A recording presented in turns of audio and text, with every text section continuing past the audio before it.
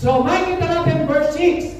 Meron po tayong apat na biblical principles na makikita natin diyan sa verse 6. Number 1, sabi niya, silver and gold I do not have, but I have. Sabi niyo, but I have. But I have.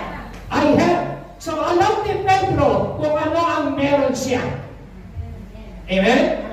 But I have. Sabi niya doon sa kausap niya, kung ano yung meron ako, kung ano yung kinagap ko, kung ano yung nasa sa akin. Hallelujah!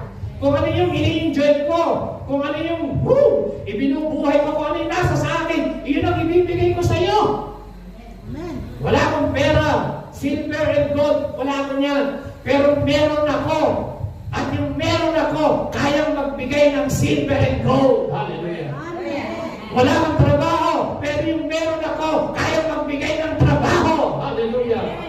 Wala kang kapayapaan, pero yung meron ako, kaya kang bigyan ng kapayapaan. Yung meron ako, kaya kang bigyan ng kagalingan. Yung meron ako, kaya kang bigyan ng provision and protection na kailangan mo. Wala kang papel, yung meron ako, kaya kang papelan niya. Amen. Amen. Anong sabi niya?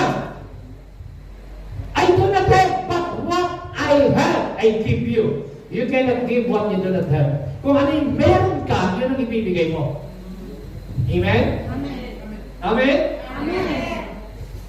In the name of Jesus Christ of Nazareth, walk. So, anong niyo makikitang lesson dito? Una, sila Pedro, alam niya ang kanilang authority. Alam niya ang authority niya. Pangalawa, alam niya, kasi sabi niya, what I have, I give you. So, alam niya kung ano yung meron siya. Sino? Anong meron siya? Meron siyang kapangyarihan and authority in the name of Jesus.